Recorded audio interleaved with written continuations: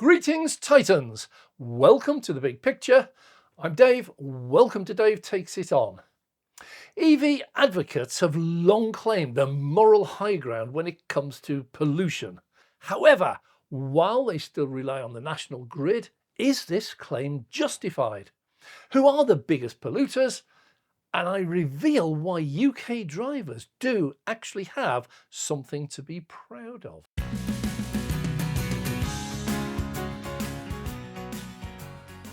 Well, let's find out who's doing what, and the results will surprise you.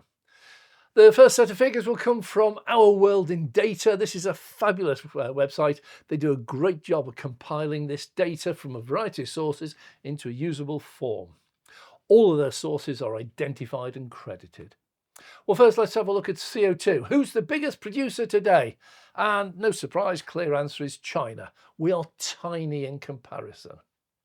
But ask an interesting question. Who has contributed the most CO2 into the environment ever? And the picture changes dramatically.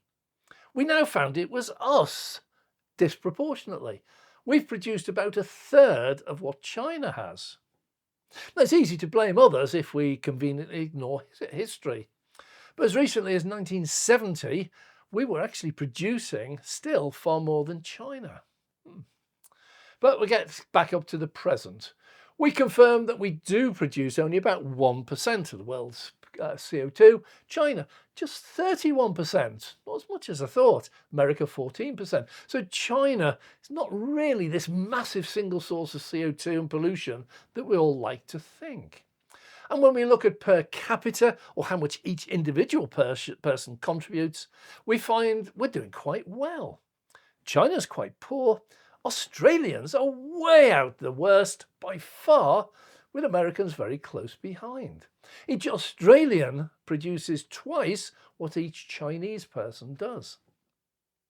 Well, as always, the facts are not what we first imagined, but what's the trend? Where are we going? Are our and Chinese emissions going up or down? Well, we actually seem to be relatively stable, occasional mad swings, both up and down, but the trend is gradually downwards. We are getting better. China was relatively stable up until the 70s, then it grew dramatically till about 2000, and then it just went absolutely crazy off the scale. But for the last 4 years, their emissions have plummeted significantly, and today the average sits at levels not seen for more than 50 years. America also saw a significant rise, which also has fallen, but also now is heading downwards slowly. So having seen who caused the pollution, who is doing what to get rid of it? Well, here we turn to the International Energy Agency reports for their latest data. Looking at the world as a whole, we see nearly 30% of all energy is now renewable, and that is projected to rise to about 42% by 2028, just 4 years away.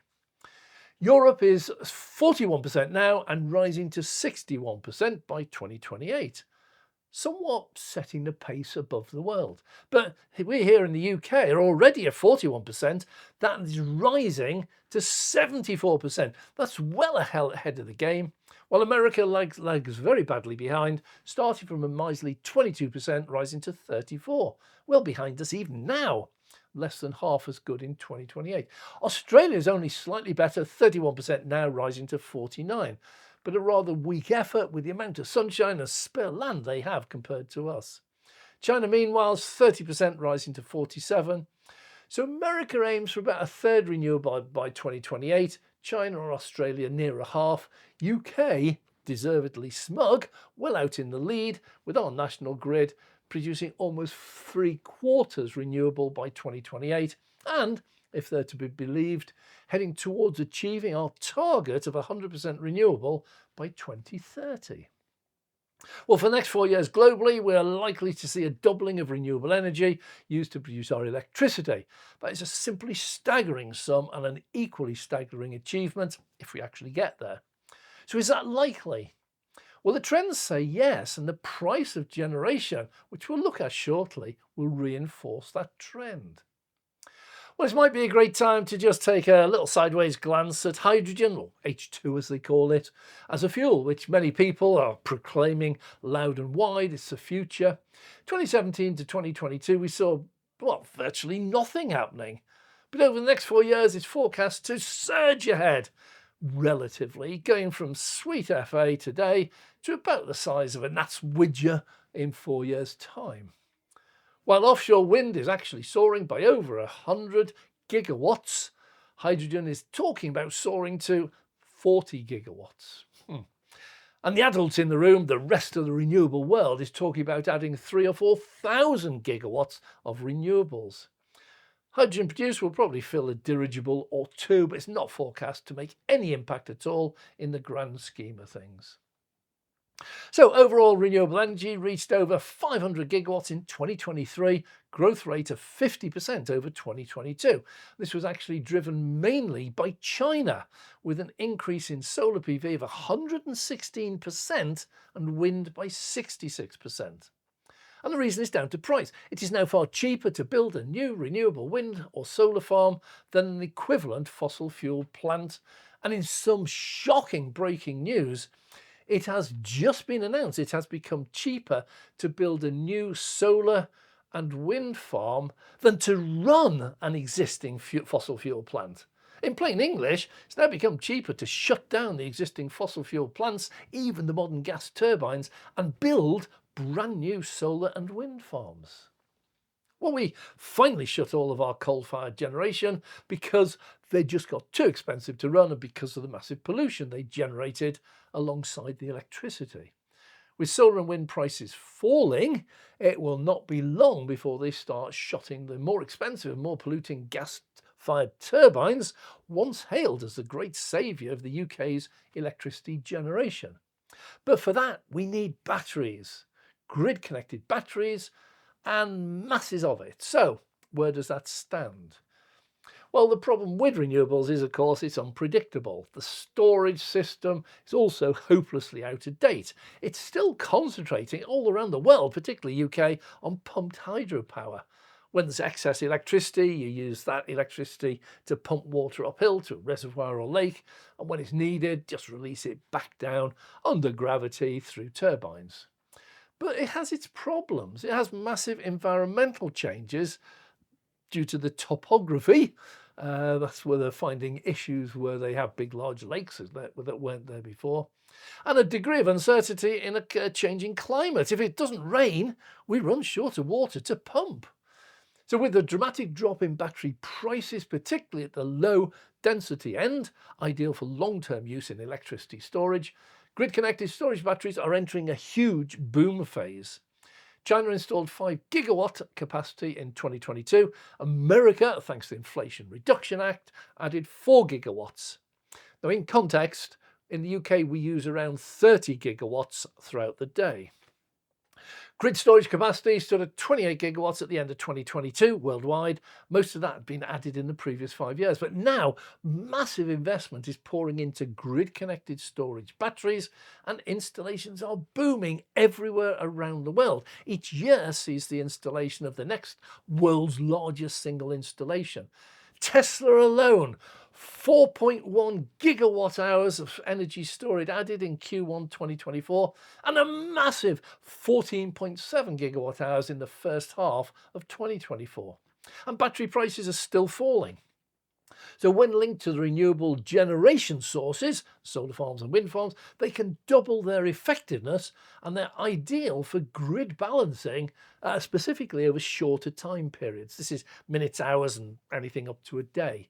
Beyond that balancing, you're best with hydropower pumped sources. But flow batteries are now entering the field.